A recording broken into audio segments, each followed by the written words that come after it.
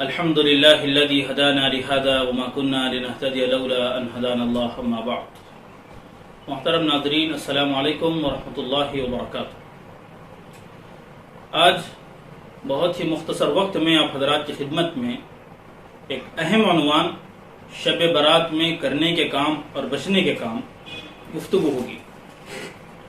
سب سے پہلی بات تو یہ ہے، جو ہمارا مہینہ چل رہا ہے ہم اچھی طرح جانتے ہیں، یہ شعبان المعظم کا مہینہ. اس مہینے کی بہت فضیلت حدیث پاک میں وارد ہوئی ہے. حضرت عائشہ رضی اللہ عنہا فرماتی ہیں کہ نبی اکرم صلی اللہ علیہ وسلم جس قدر روزے شعبان میں رکھا کرتے تھے شاید ہی پورے سال میں اس طرح کا اہتمام فرماتے. یعنی شعبان کے مہینے میں آپ کثرت سے روزے رکھا کرتے تھے، اس کی طرف اشارہ کرنا مقصود ہے. کیوں؟ اس لیے کہ اس کے بعد جو آنے والا مہینہ ہے وہ رمضان المبارک کا ہے، تو اس مہینے کی تیاری کا عمل نبی اکرم صلی اللہ علیہ وسلم اسی مہینے سے فرمایا کرتے تھے. دوسری بات یہ ہے، اسی مبارک مہینے کے اندر ایک مبارک رات ہے جس کو میں اور آپ شب برات کہتے ہیں. عربی میں اس کو لیلۃ البراءہ کہا جاتا ہے، شب برات. اس کے متعلق تقریباً 10 صحابہ سے اس کی فضیلت پر، اس کی اہمیت پر احادیث وارد ہوئی ہیں. عام طور سے اس پر ایک اعتراض یہ کیا جاتا ہے کہ جو حدیثیں آئی ہیں سب ضعیف ہیں. تو ایک اصول یاد رکھیے گا کہ اگر ایک حدیث ضعیف ہے لیکن کئی طریقوں سے، کئی سند سے اس کی تائید ہو رہی ہے تو پھر وہ حدیث قوی بن جاتی ہے، قابل عمل بن جاتی ہے. تو یہ ایک اہم نقطہ تھا.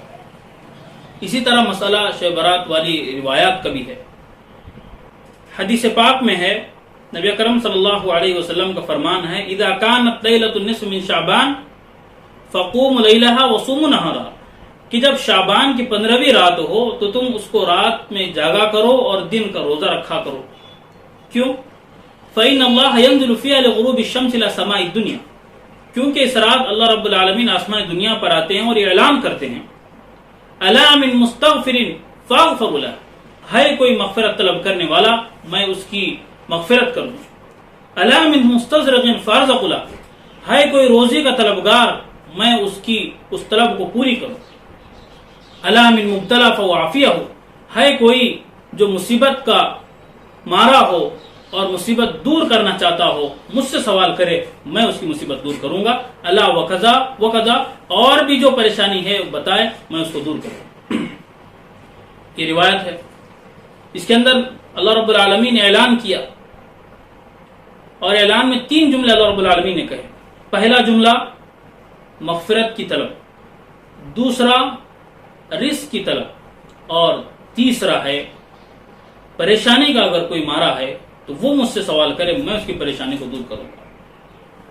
اس کے علاوہ اور احادیث سے معلوم ہوتا ہے کہ اس رات میں اللہ رب العالمین بندوں کی مغفرت اس طرح فرماتے ہیں، اس قدر فرماتے ہیں، اتنی زیادہ فرماتے ہیں جتنی بنو کلب کے بکریوں کی تعداد ہے ان پر جو بال ہے ان بالوں سے زیادہ لوگوں کی اللہ اس رات میں مغفرت فرماتے ہیں.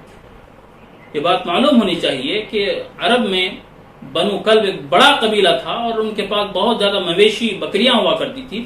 ان کی طرف اشارہ کرتے ہوئے کہا گیا ان کی جتنی بکریاں ہیں، بکریوں پر جتنے بال ہیں ان تمام بالوں سے زیادہ اللہ رب العالمین اس رات میں بندوں کی مغفرت فرماتے ہیں. تو یہ اس رات کی فضیلت، اس رات کی اہمیت معلوم ہوتی ہے.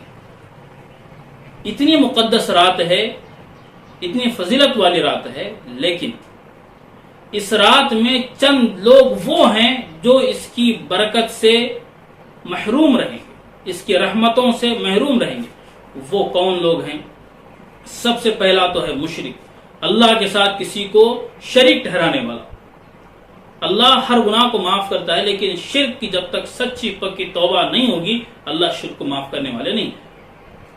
دوسرا شخص وہ ہے جو اس رات میں اللہ کی رحمت سے محروم ہوگا، وہ ہے قاتل. جس نے کسی کا ناحق قتل کیا ہو وہ بھی اس رات کی برکتوں سے محروم رہے گا، اس کی مغفرت نہیں ہوگی. تیسرا وہ شخص ہے جو رشتوں کو توڑنے والا ہے، قاطع الرحم جس کو کہا جاتا ہے کہ رشتوں کو توڑنے والا، رشتوں کو قطع رکھنے والا، قطع کرنے والا. تیسرا ہے चौथा है मुतकब्बिर, वो शख्स जिसको अपनी अना का बहुत ज्यादा ख्याल रहता हो, चाहे तमाम चीजें अहकामात चले जाएं कहीं पर, लेकिन इसकी अना को ठेस ना पहुंचे, ये इस शख्स की भी इस रात में मग़फ़िरत नहीं होती। और शख्स है ज़ानी, यानी शरीयत ने जो हुक्म दिया है, जो इलाज और तरीका बताया निकाह का, हलाल तरीका जो बताया, इसके खिलाफ जो करता है ज़ानी कहलाता है, उसकी भी इस रात में मग़फ़िरत नहीं होती।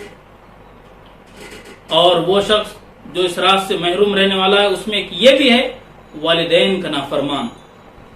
और आखिर में है वो शख्स जो अपने सीने में हसद की आग लिए बैठा हो, हासिद, बुग़्ज़ रखने वाला, हसद रखने वाला, मुशरिक, ज़ानी, मुतकब्बिर, इसी तरह कातिउर रहीम, हसद रखने वाला, वालिदैन का नाफरमान।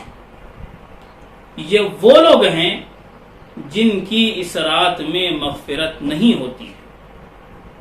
अगर हम में से किसी के अंदर ये बुराई है तो फौरन उसकी तौबा कर ले, अल्लाह तौबा को कबूल करने वाला है, गुनाहों को माफ करने वाला है।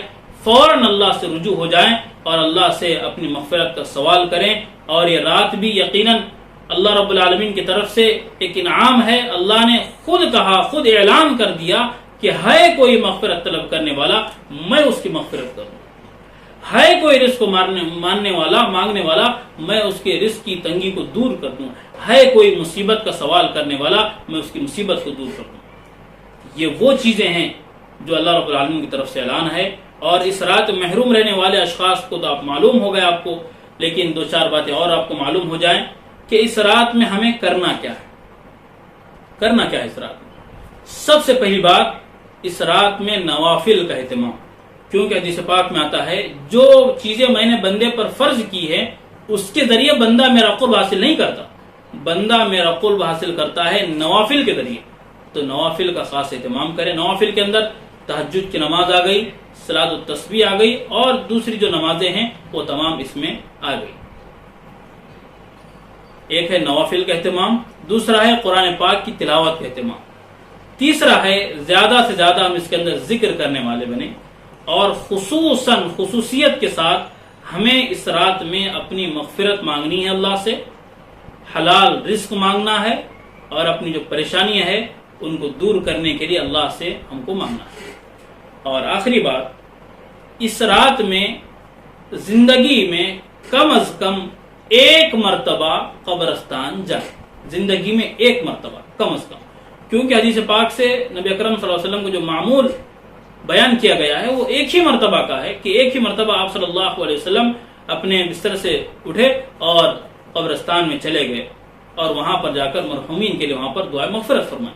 तो एक मर्तबा साबित है। तो जितनी चीजें जिस कदर हदीस से साबित है उसी तरह हमको अमल करना चाहिए।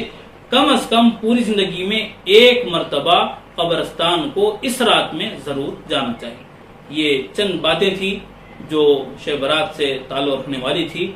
उम्मीद है आप हजरात इस पर गौर फरमाएंगे और अल्लाह रब्बुल आलमीन मुझे भी और आप हजरात को भी अमल करने की तौफीक अता फरमाए। व आखिरु दावाना अनिल हम्दुलिल्लाहि रब्बिल आलमीन।